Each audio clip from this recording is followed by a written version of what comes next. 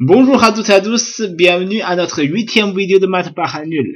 La dernière fois, on a parlé de la définition mathématique de la limite d'une fonction.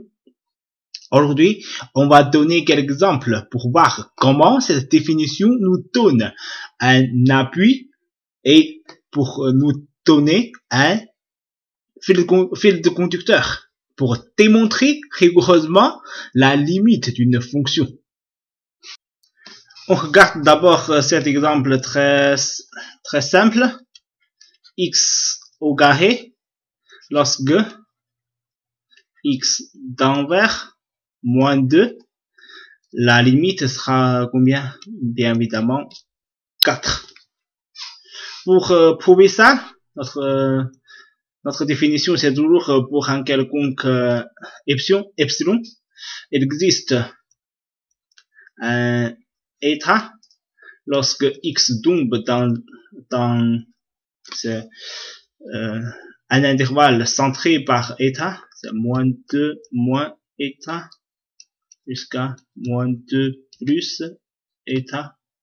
Dans cet intervalle, x au carré, la distance entre x au carré et 2 sera inférieure à epsilon.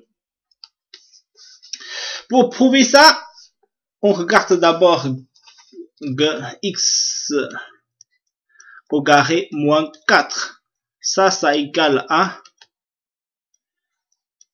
x moins 2, x plus 2. Tout ça, c'est quoi ça?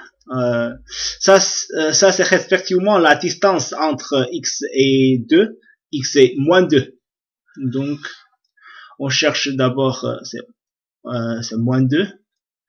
Autour de moins 2, puisque c'est limite, on ne cherche que un intervalle autour de moins 2. Moins 3, moins 1. Dans cet intervalle, on cherche, dans cet intervalle, x moins 2. Ça veut dire que x plus 2 inférieur à 1, parce que c'est dans cet intervalle inférieur à 1, et x de ici moins 2, ça c'est combien? Ça, la distance entre ça sera inférieure à 5. Donc on a x moins 2 multiplié par x plus 2 inférieur à, ça c'est inférieur à 5, donc 5 multiplié par x plus 2. Si cette partie inférieure à θ, bien évidemment cette partie sera encore plus petite, donc elle sera encore plus inférieure à θ, epsilon. Donc on a, si on veut que ce soit inférieur à θ, inférieur à epsilon, donc on a x appartient à moins 2 moins epsilon et moins 2 plus epsilon sur 5, cette partie. Et on a déjà parlé que c'est dans cet intervalle, donc il faut que ce soit également inférieur à 1. Donc on cherche l'intersection de moins 2 moins 1, donc c'est moins 3 moins 1. Donc l'intersection de cette partie, on ne sait pas quel intervalle est plus large, parce qu'on ne sait pas epsilon égale à combien, mais souvent quand epsilon devient petit, cet intervalle sera le plus étroit, donc c'est cette partie qui compte. On a x, lorsque x appartient dans cet intervalle, on a ça inférieur à y, et puis cette partie encore plus petit, encore plus inférieure. Donc on a y égale à mi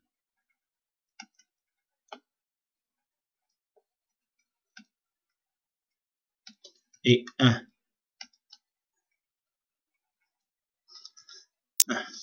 Ok, cette partie est déjà montrée. On cherche un autre exemple. On va regarder un autre exemple également très intéressant. N, la racine nzième pour la limite n d'envers plus infini. On sait, c'est combien la limite? En réalité, c'est 1. On va voir que lorsque n est plus grand que 1, ça, peu importe combien, la racine, c'est toujours supérieur à 1. Ça doit être comme ça. Donc, 1 sera inférieur à n racine n. Lorsque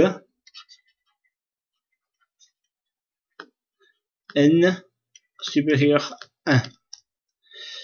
On suppose que ça égale à 1 plus h, quelque chose de positif. On va chercher ici quelque chose d'encore plus grand. On va chercher ici quelque chose d'encore plus grand. On laisse cette chose d'envers 1. Donc, tous les deux côtés d'envers la même limite. Selon le théorème de gendarme, cette partie tendra vers 1. Donc, on cherche cette partie. On observe d'abord ça. C'est n égale à 1 plus hn.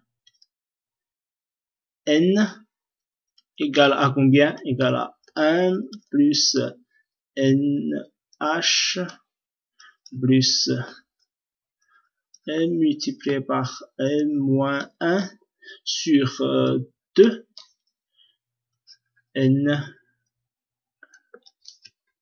plus, il y a plein de choses jusqu'à cette partie ici, n. Donc, on a tout ça ici. On peut trouver que si on enlève tous les parties positives, on ne garde que cette partie, sera supérieure à ça. Parce que il y a plein de choses sont jetées. Plein de choses positives sont jetées. Donc, on a ça ici. On a n ici supérieur à ça. On peut trouver que hn au carré sera inférieur à nn. On va annuler ça.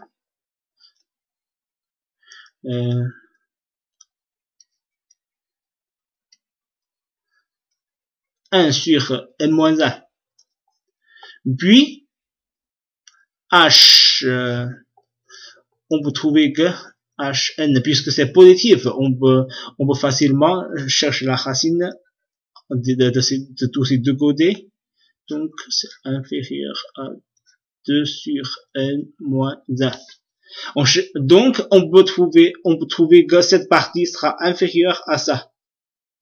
Donc, 1 sur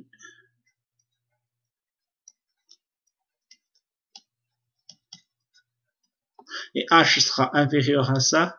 Pardon, ça c'est égal. Donc, inférieur à ça, c'est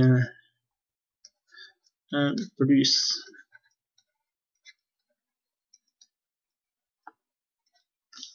ok. On va chercher la limite de cette partie. Mais en fait, c'était assez clair que quand n tend vers infini, bien évidemment, cette partie deviendra infiniment petite. Mais on va quand même voir comment utiliser la la définition. Lorsque, pour un quelconque epsilon, il existe un temps vers infini, donc il existe un n. Lorsque n est plus grand que n, cette partie-là, moins 1 plus moins 1, la différence entre cette partie sera inférieure à 1, sera inférieure à epsilon. Donc cette partie égale à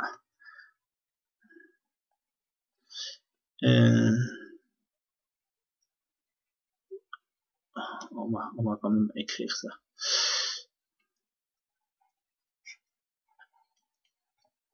Sera inférieur à epsilon au carré.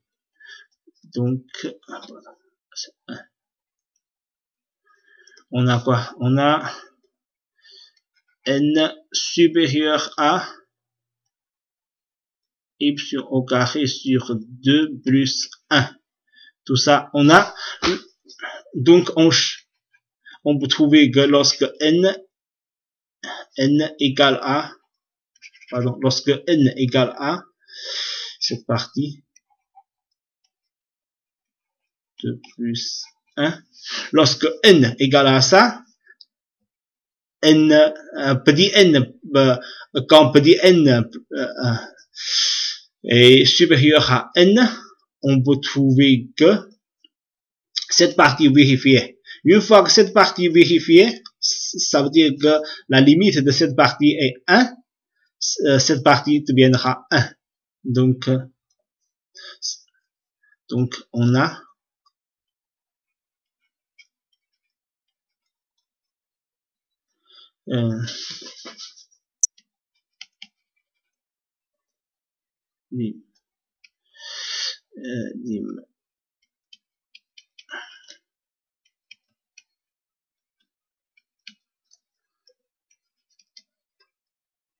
égal à,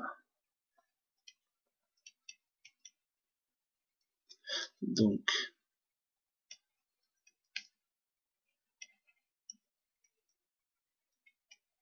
ok, c'est ça notre résultat, c'est ça notre résultat. Tous ces deux d'envers 1. Donc c'est vérifié. Et pour cette méthode, pour la méthode de la définition, nous n'allons pas parler trop parce que pour la plupart des problèmes, on ne va pas commencer à partir de la définition. C'est une étape trop fondamentale. Souvent, on va partir à partir des formes usuelles pour aller plus vite. Souvent, les fonctions sont la composition de quelques fonctions usuelles. Donc, on va parler de ça la prochaine fois. Je vous remercie de votre écoute et à très bientôt.